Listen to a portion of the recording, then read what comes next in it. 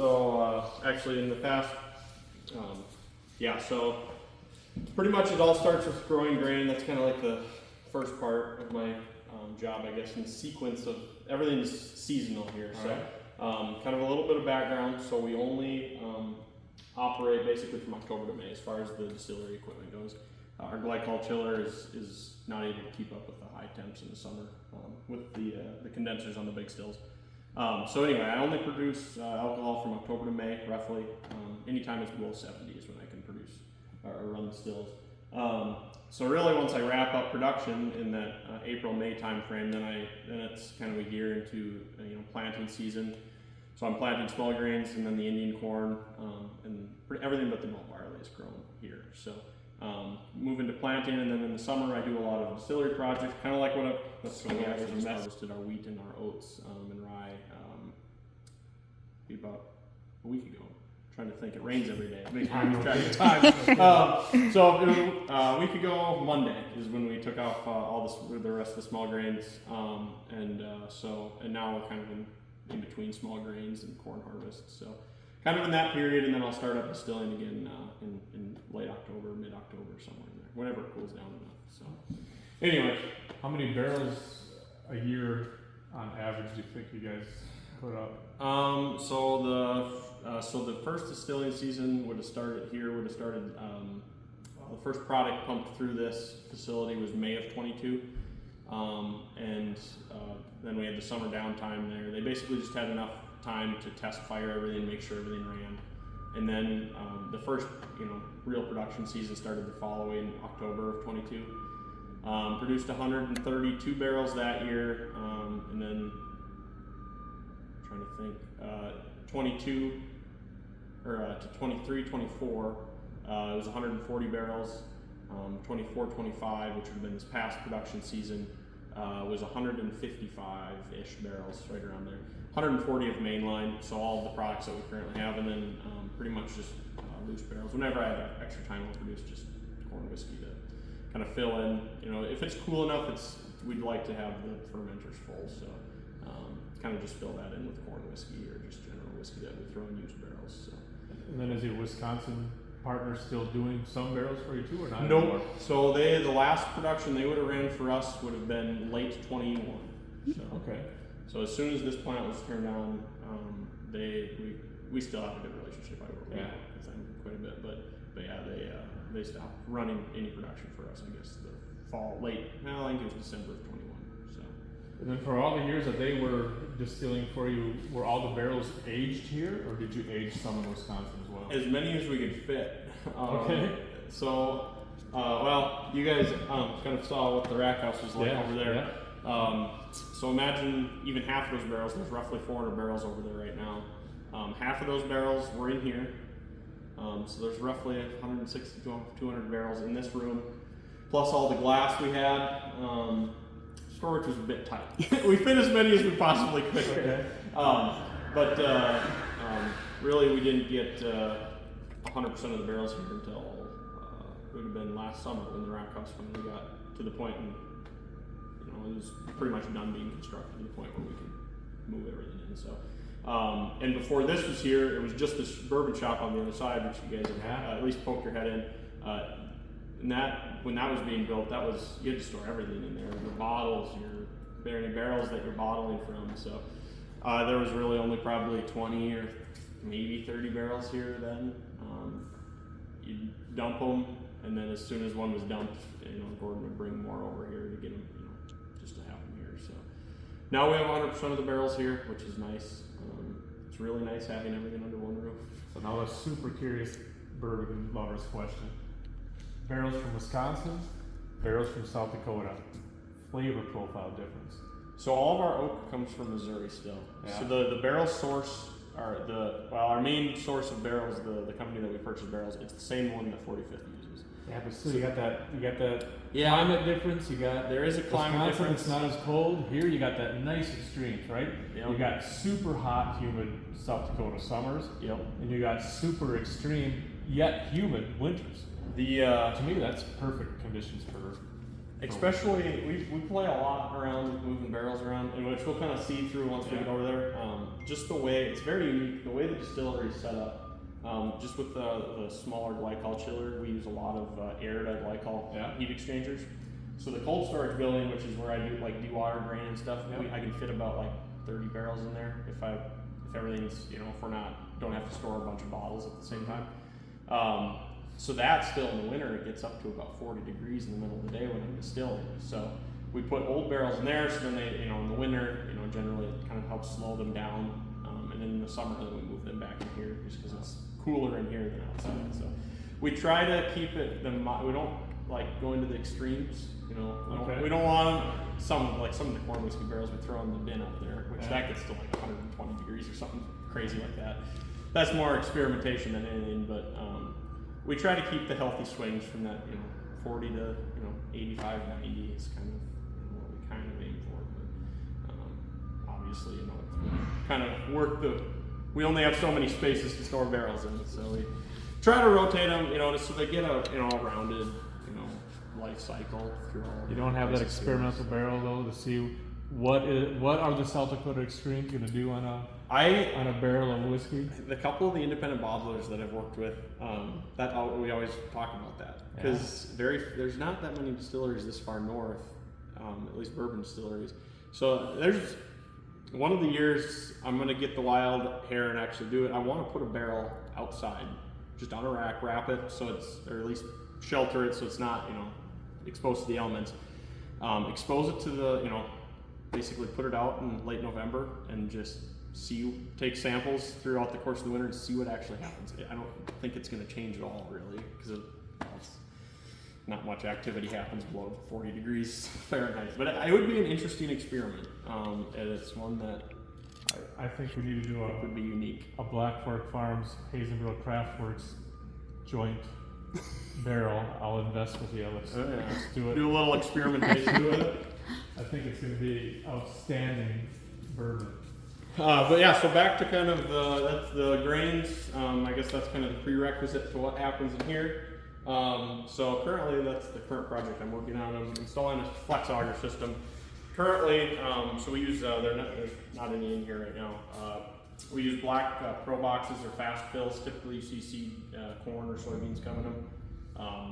We got new totes that were clean, and that's what I typically bring grain in. So the flex auger system is hopefully gonna. It really stinks if it's -20 and it's blizzarding out and you have to go outside to fill a tote. We're trying to kind of go with the concept of trying to stay out of the elements, especially since we're only distilling in the winter. You don't have the pleasure of distilling in the summer where you don't have to deal with the elements. But yeah, so that's kind of the current project. But so bring grain in. I don't know if they mentioned over there. So I smoked the rye, our German rye, and the Indian corn. That currently happens in the bin over there. So I guess I still have to go outside with that. But that's really I try to get all the rye stuff done early in the season when there's no snow on the ground. It's a lot easier because that's by far the most labor-intensive part. Because the Indian corn, we're using a lot of it. Our square bottle, everything that goes in the square bottles, but we use a lot of rye, especially early season. I'm running a couple rye 100 mash bill, or doing a fair bit of that, and then the black elk rye, which goes into the the German rye whiskey in our square bottle. That I try to get all that done early in the season, so I don't have to contend with the weather when I'm shoveling those across the yard. But so bring grain in. Gosh, I'm getting sidetracked all the time. Bring grain in, weigh it out across everything. We have about 8 different mash bills, and I run them through it. All varying amounts. Our most popular one that I produce a lot of is what goes into like our South Dakota line, and then. From that, roughly 25% of those barrels we hold over to longer aging, which would then feed like Henry P. And then we hold, those are the ones that we maintain to like the Poppy J plus. That's the mash bill that we're holding over for idea, someday, 15, kind of the long age. It's kind of a mash bill set up for that. But anyway, weigh grain out, hammer it down to a flour, which is, I have a small example here. And this is even finer than what it actually gets ground down to. Really now, it's a little coarser than household flour, I guess is the best way to put it. So that's where we kind of differ from breweries or like single malt places. So grind it down to a flour, and then it goes to the flour bin here, which is just a holding tank for the flour while it waits for me whenever I want it in production. So, and then the unload auger goes up through the wall and drops in right above the masher on the other side of the wall. So I refer to this room as the grinding room. Really, most of what I do in here is I'm handling grain and grinding. Also, I barrel in here, but we'll get to that once we make our loop. But yeah, so the primary function of this room is pretty much grain handling and grinding. Kind of the, I guess the control center too. So this is one thing that's, I would say makes us significantly or very unique for a distillery of our size running the production numbers we are, is we are heavily semi-automated. That's probably the best way to put it. So everything in the plant, it's still a lot of manual control. A lot of the stuff that you're doing in small batch distilling, I don't fully can trust, a fully automated system to do it. There's at some point there has to be some craft that goes into it, right? But it sure helps. I can tell you for sure that without the PLCs, what I do, I could maybe get 60% of the work done in a day if I didn't have them. It eliminates a lot of steps, so basically I'm just able to control everything from this one spot. And I can also then view both PLCs from my phone and run. That's cool. I don't always do that because generally if I'm in here, it's just easier to walk the 10 steps than unlock my phone and click the small buttons on my screen. But it sure helps if I'm in the warmer months or the fall when I'm trying to do stuff over in the shop. And I'm running a mash and it's more or less just a check mark to start cooling, stuff like that, where I maybe pull a sample, or that's all I have to do. It definitely helps with that. So saves me a lot of time, a lot of steps. That's the biggest thing. And we also have a full CIP system, which is run off of the plant PLC. That saves a ton of time. So kind of moving now into the world of stainless that we got going on here, which is, just to preface this room here. First of all, this room, guys, this room smells amazing. I can't stress that enough. And I haven't produced anything since May. So think of what it's like when all the fermenters are Just full. wait till stuff's cooking in here. He'll have to come back. Okay, deal. But yeah, so this is the world of stainless. Alone saves a ton of time as well. Kind of the whole idea when Gordon and the teams that he was working with when they designed this place, it was all about, it was with the mindset that one person can at least run this and not be overworked on any given day. In the winter, it's not a 12-hour day is pretty common all week. Just it's a lot easier when things are hot. You can just keep things running. But it definitely helps not having to drag hoses. And then the other side of it, it all goes back to cleaning. Is stainless pipes are way easier to clean than, especially when they're mounted.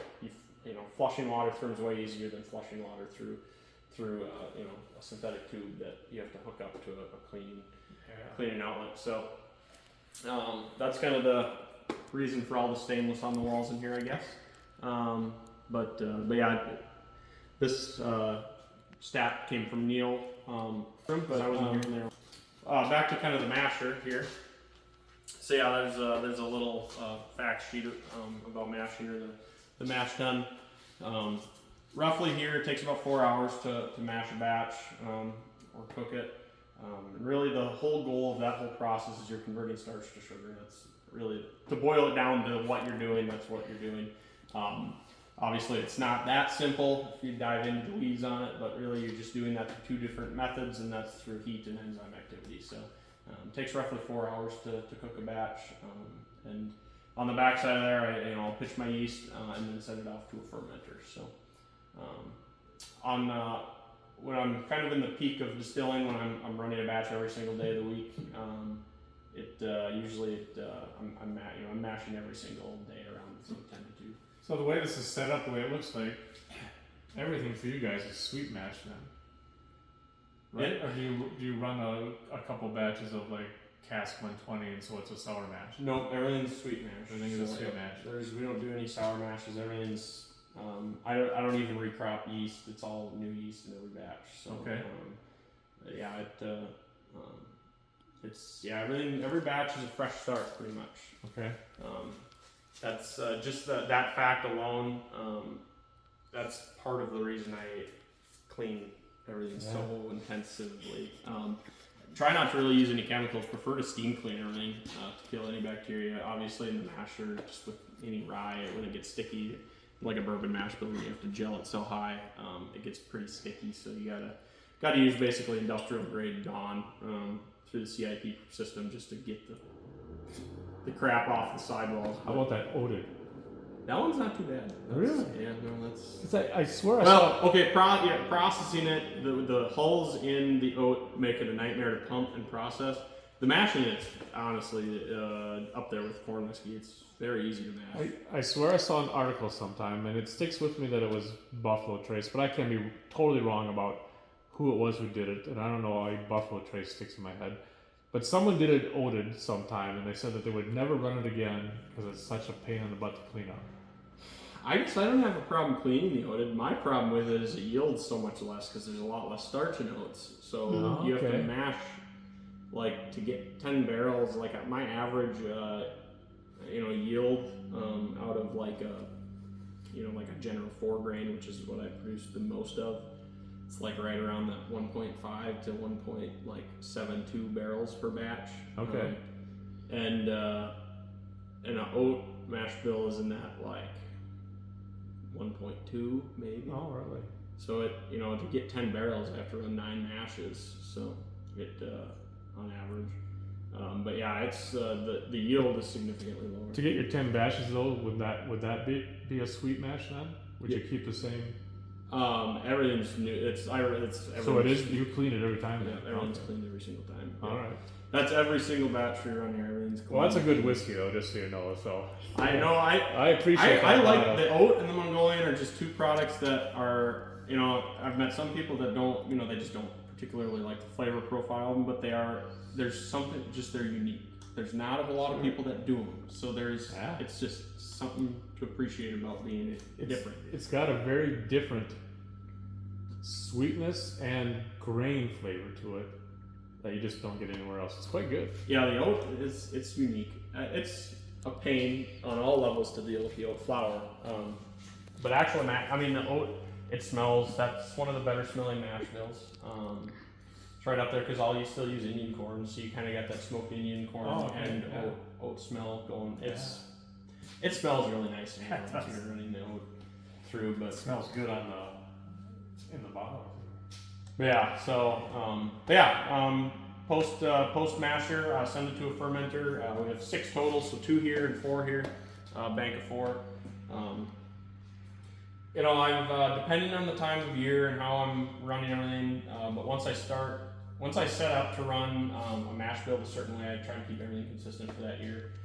So if I'm running like a 5-day ferment on X mash bill, I try not to change that, just so I'm fermenting at the same speed across all the mashes. But typically, once I'm in the middle of production, which really once I'm throttled up to kind of 100% of what I produce here in a given week, it's like mid-December to late December is when I kind of get everything ramped up, and then it's I'm generally doing a 7-day ferment, so it's what I'm mashing on Monday this week. I'm distilling Monday.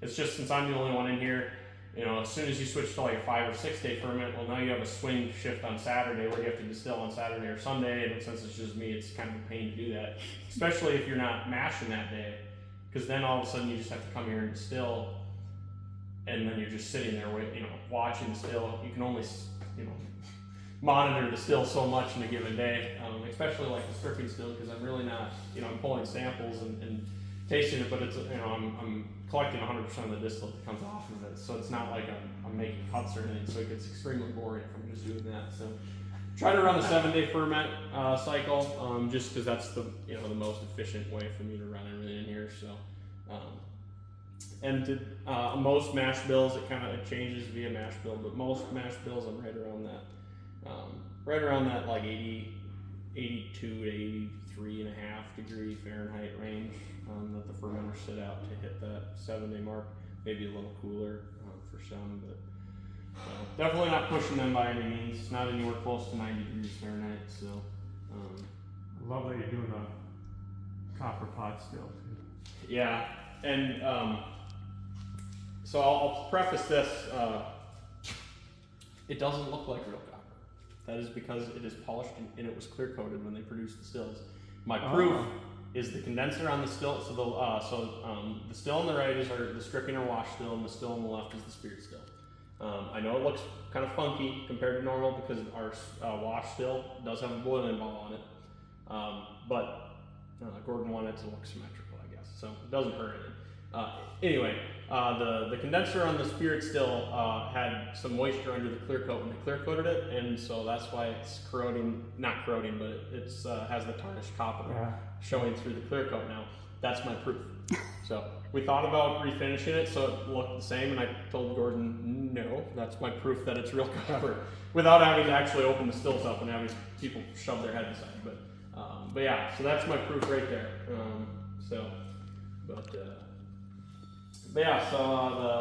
As I kind of mentioned, so on the end of the 7-day ferment, average mash bill, I'm right around that 8.1% alcohol by volume off the fermenter. Sending that to the wash still, it takes about 7 to 7.5 hours for the wash still, and typically my yield is right around that. My average batch size is about 795 gallons.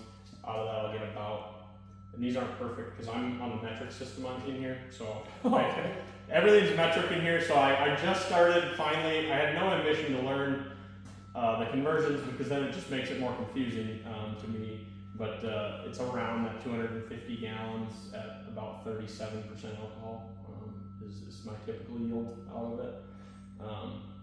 So right around there anyway. Running through the stripping still, doing a whole distillate collection, not dumping any at that point. So with that though, that 200 and low 200 gallon takes about 2 runs out of the wash still or stripping still to fill the spirit still, which is around it's a 1750 liter still, whatever that is in gallons. I'm not going to even try anymore. It takes about 2 runs to fill the spirit still, and that's obviously where I'm making cuts, and all of that's basically based off of column temp, flavor, and proof of the distillate. So I'm sure you kind of know the general gist of a spirit run, but yeah, you're dumping 4 shots. We recycle heads and tails, I'm pretty liberal with my 4 shots cut because we recycle our heads and everything, which is you're just dumping your methanol down the drain pretty much. So we recycle the heads and tails. I'm usually pretty careful with that, but our hearts cut is pretty thin. We're pretty per batch. You really don't. We're generally on the same.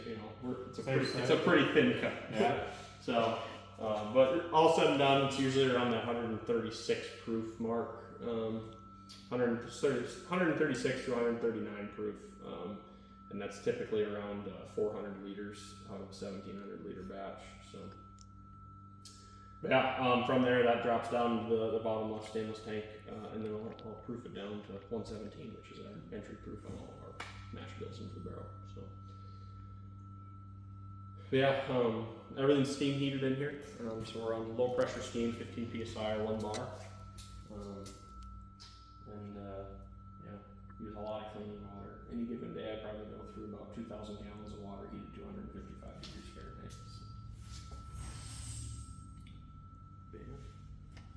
Which is, I guess, kind of where it loops back to this room.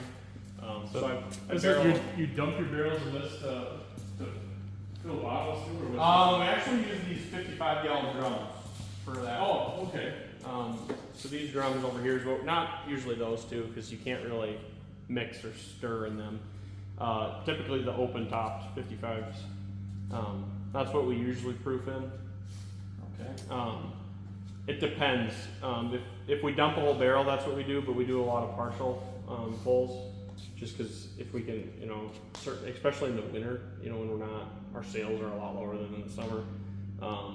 It's a lot easier to just, pull, whatever we want to fill our shelves, and then it can sit in the barrel longer. So, then you might have, if you're, like oat, let's just use that as an example. We might crack into that barrel like November 1st. We're not going to probably finish emptying that barrel until next May, just because we're not selling a lot of it in the winter.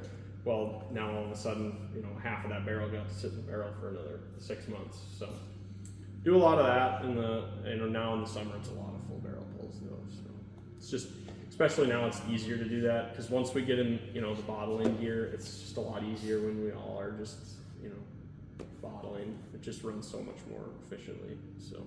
Where's your bottling line then? Over here. Over here. Okay. Yeah, so fill barrels there, and then they come over to the rack house, which is the one of 4 locations, I guess, in this yard that we store barrels. It's the biggest storage space. The second would be the cold storage on the shop. We store a lot of. So how many barrels do you keep in here about? About 400 in here, a little over. Okay. So this is basically a rack house, right? Yeah, we call it Rick house, yeah. Rack house. It's the Rick house and event space. Yes. So we'll use this space for, we host events, weddings, rehearsals, suppers, we have coming up here soon. So there is more barrels in here in the winter time when we're not hosting events. We can get another row over there, but we open it up a little bit for hosting our events space. So a little comfortable seating over here for now, and then all the barrels, you can see too, they're all labeled. Tyler writes on them when he fills them what they are, what number of barrel it is in that year. If I don't see you guys, Yeah, you too. Thank you very much. If I don't know them, I'll make something. Thank you. So these, Neil already mentioned, these are the barrels that we're pulling out of, and this is our cased inventory. As Tyler alluded to earlier, we only bottle as we need to because we don't want the flavor to stop, the aging to stop the process. So this is the inventory that we have, and that's it. And then we'll bottle as we need to. We're actually pretty stocked. We did a lot of bottling earlier in the week, this week, so that was good. When he said if we do a full barrel, we use that big tin drum in there. If we're doing partial barrels, then Neil pulls right out of the barrel into these buckets, and then we use reverse osmosis water to proof it down. We let it marry at least overnight or a couple days before we bottle, so he's using these containers for that. Then when we're ready for bottling, it goes in. This is one of the bottling machines. This is the one we use for the square premium bourbons. Fills it up, and it's got a pressurized system in there to know when to stop filling. And then he hand corks all the bottles as he fills them, puts them on these tables, and then Polly and I take over labeling and shrink wrapping and boxing, and move these things around as we need to. So this is the kind of production space that we have here, and just kind of flows freely throughout here. We have a air and climate controlled closet in there. That's where we keep all of our labels, so they stick when we need them to. And the kitchen. So this is the bottling space. Corker machine there that we use for the tall round bottles. Okay. That's what that one's for.